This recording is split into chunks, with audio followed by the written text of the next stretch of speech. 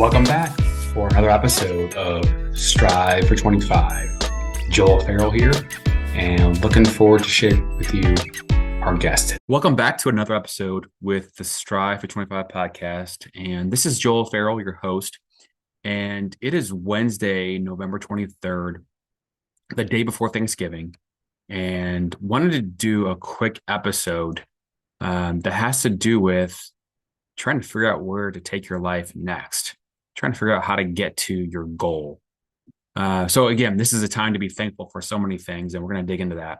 But if you're listening to this and you're out there and you have a goal or a project or someplace, something, or some type of scenario that you're trying to be able to accomplish, and you're stuck and you're having trouble getting there, or don't have the time to get there, don't know how to get there, whether it be trying to build a business or save money or get fit, get in shape, write a book, whatever it is, the best, everybody out there, we all work towards something and struggle at times, or hit a hurdle and struggle at times. So this is going to talk a little bit about that. So one of the things that we talk about on this channel, is the three equations for wealth building, and I'll restate those again. So again, you've got your savings equation, investment equation, and your results equation. So the savings equation, again, income minus expenses equals your savings. So the income part, we focus a lot here, and the people that are doing things on the side to be able to generate income or other things. So that's a big focus here. The investment equation, again, simple. You purchase an asset, you get an expected rate of return over time, and that over time becomes your expected return. Real estate, stocks, crypto, things like that. The results equation, essentially, hey, your thoughts are going to lead to a certain set of emotions or feelings, which then lead to certain actions, which then over time becomes your results. Your thoughts literally dictate your results. And so, that's something I want to dig into here, because I'll get into my own story of how I even got here, something that's been helpful for me. And, in my personal journey in the mortgage world, we are dealing with chaos every single day. And, it's easy, very easy to get sidetracked, and when things are coming at you from all sides and things to follow up on, and et cetera. Because in our business, we are doing sales, we're, doing process oriented things, and everything in between to help people buy houses. So this whole Strive for 25 project is something that I've been doing on the side to try to build this platform to help the everyday person build wealth. What are the things that we know, the experiences that we've come across, the information that we have that we can pass on to the next person to help, bridge that gap and accelerate their process of trying to be able to get ahead, save money, invest, and get ahead. And so for me, I was hitting a wall. I had this idea that I wanted to be able to do. What would I have told myself 10 years ago to help myself get ahead? Things like automate savings, go do what you want to do, but just take, a certain dollar amount, automate it, put your $50 or $100 from a paycheck into your savings account, automate it, take the thought process out of it, things like that. And I was hitting a wall of, hey, is it worth me doing it? Am I qualified to do this? Are there people going to, benefit from the message that I have? And I had no idea, and still don't know. But here I am out here putting this, into the interwebs, so to speak. And I think we're over 20 episodes in, and had some good feedback and some constructive feedback, all kinds of good stuff. But, middle of this year, June, July, we had the YouTube channel up, and that's it. We had a few presentations that we've been doing from groups, and, a lot of one-on-one phone calls with people, but nothing substantive from a social media standpoint. So I came across a book, Atomic Habits, that a friend of mine, Leanne Pacheco, had recommended probably over a year ago. And so I've been reading the book and working on some things. And one of the things that really hit home for me that James Clear, the author, talks about is the 2-minute rule.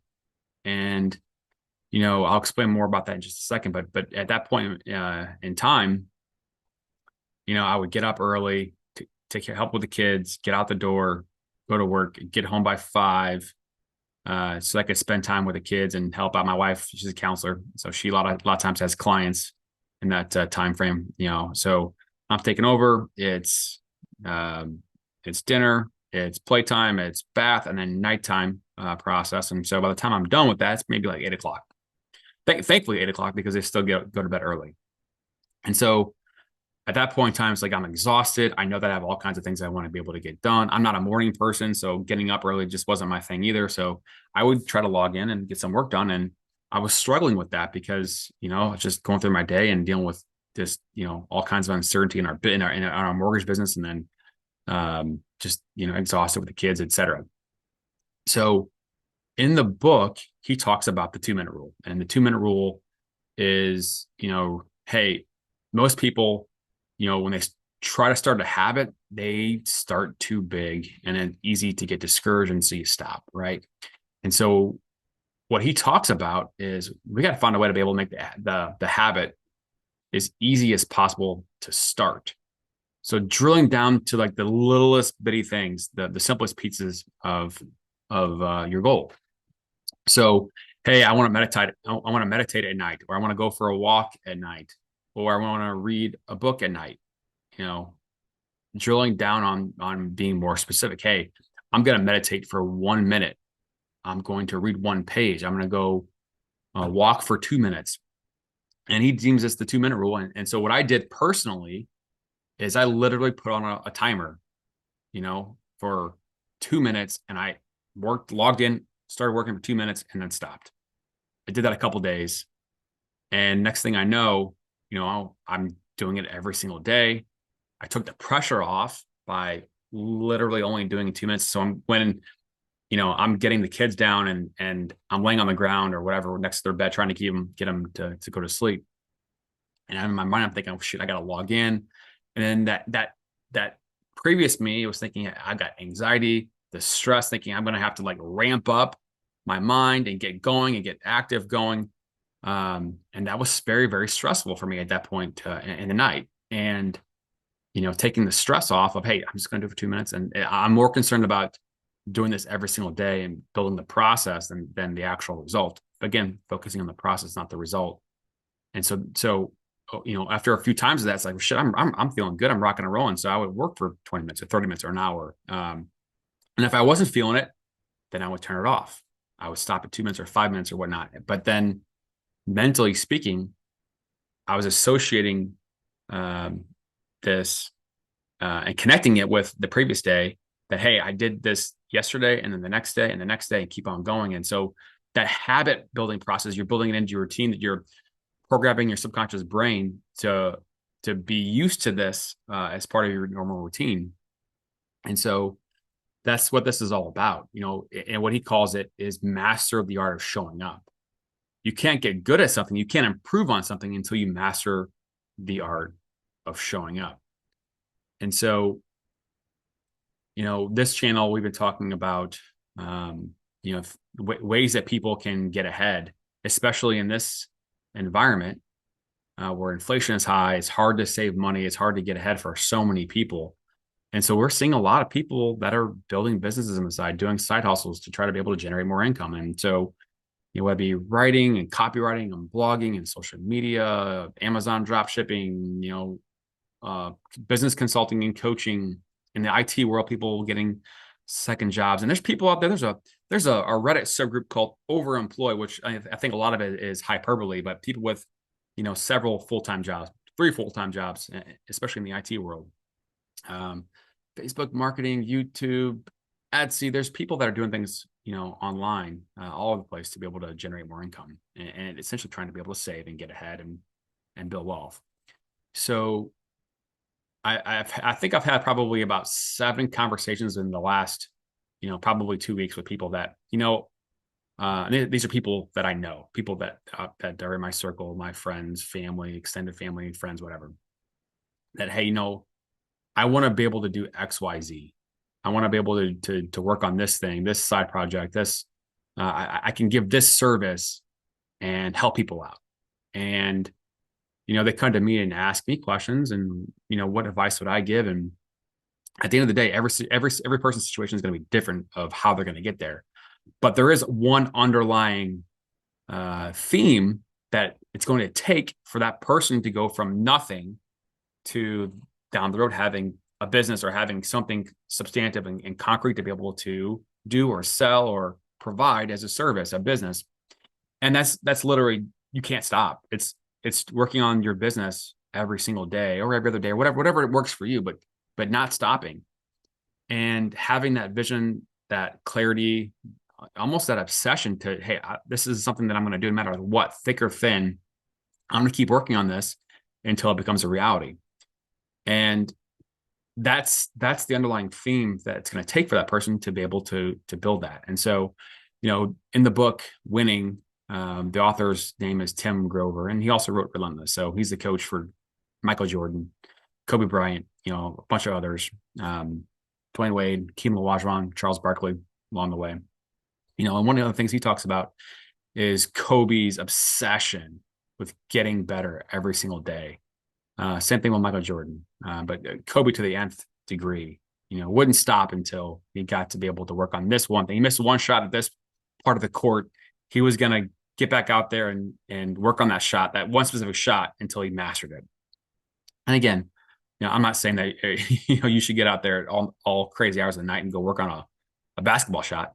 But he talks about, hey, not stopping until you reach your goal. And so he talks about, the average person counts down to a goal, 5, 4, 3, 2, and then the pressure starts to come on, the anxiety, hey, well, I haven't finished this yet. And so you try to race to get something done. And we have deadlines that we have to hit, right? So that's normal. But changing the mindset, the framework to counting up, hey, I'm working on this project at 5th day, 6th day, 7th day, and you just don't stop. 20th day, 30th day, you don't stop until you finish the project, until you get it to where you want it to be. And what's so interesting about that, and this is something that I've done and incorporated in my life, with the 2-minute rule, I started counting every single day that I was working on a couple projects. And so, the Instagram, I posted one reel every single day since July 12th when I started the Instagram channel. So I started building that habit of the art of showing up. I didn't know what the hell I was doing. I still don't know what the hell I'm doing, but I'm doing it, and I haven't stopped, and I'm getting better and learning more and making more contacts every single day, and trying to be able to, at the end of the day, figure out how I can help somebody else that may be, gone through similar challenges or hurdles that I've done in the past. And so that led to getting further along in the vision for what I wanted this platform to be. The podcast, was in the works behind the scenes, and that became a reality in September. Jazzy with Premier Publications was just awesome and helping me keep things simple. Elizabeth Armstrong helping me with the YouTube and everything else that I have going on. So they were very crucial in helping me get this all put together. But mastering the art of showing up, knowing and believing that, hey, in my ADHD mind, that I can follow through on something this big that's outside of my lane and keep going and work on something every single day. That working on something every single day and having the belief that I can do it every single day was crucial in being able to keep this going forward. So bringing it all back together, right? The 2-minute rule, mastering the art of showing up, right? If you want to work on your business and, this one person, this YouTuber has good content, well, maybe your solution is, hey, I'm going to work on my business, starting out for at least 2 minutes a day. And maybe it's watching YouTube videos or reading a book or whatever, putting notes out there, whatever it ends up being. But building the habit of working on it every single day. And if you have the ability to work on something every single day, it's not about I'm going to work on this for 2 hours and get so much done. And then, you crash the next day and don't get anything done. It's the ability to work on something a little bit, that slight edge mentality, those compounding actions every single day that add up. Would you rather have 30 little bitty actions that get you towards your goal, or 4 big actions that, get you closer to your goal, but then you stop, right? Having the confidence to keep going and to not let the distractions and chaos knock you off your path. And if they do, having the confidence to get back on your path, that's way more powerful, than working on something for an hour, 2 or 3, at a time. So if you're out there and getting prepared for the holidays, again, Thanksgiving coming up tomorrow, and you have something inside you that is in your gut saying, hey, I want to go do this I want to go accomplish this goal. I want to do this thing on the side, build a business on the side, or whatever it is you want to accomplish. You know, breaking things down, working your way backwards of how to how to make that timeline and the steps happen. Obviously, is important, but then taking the pressure off, the 2-minute rule, working on something for a little bit of time, and just master the art of showing up. That's the key. And then once you have that skill mastered, and I talk about it, it's like the icebreaker ship, the strong hull, the strong motors that is just plowing through the ice. Doesn't matter what the obstacle is in front of them, they're going to just keep on going and nothing can stop them. And they're leading the way for the other ships behind. So be the icebreaker. Strengthen your hull and motors so strong that nothing's going to stop you. Strengthen your engine and your vision and your clarity so strong that nothing can stop you. And, you know, a little bit every single day. And for me personally, there's another book that I'll share. And I've talked about it before, The Power of Consistency by Weldon Long. He talks about harnessing the power of your subconscious mind to help you reach your goals, increasing the odds of you reaching your goals, and all about mapping out your vision, a couple action items to get there, and reviewing that every single day, multiple times even. That's going to be programming your subconscious brain to help you reach your goals. When a day goes by and you didn't do X, Y, Z to help you reach your goal, the alarm bells are ringing, because it's been ingrained in your processes and your subconscious brain. And those are the kinds of things that help you increase the odds of reaching your goal. So hopefully everyone out there has an amazing holiday, spend good quality time with some family. And if you got some downtime to work on whatever goal that you're getting to, good luck with that. And if you have any questions or need anything from us or any advice from us, we're here. So you can message us on Instagram. You can message us on YouTube.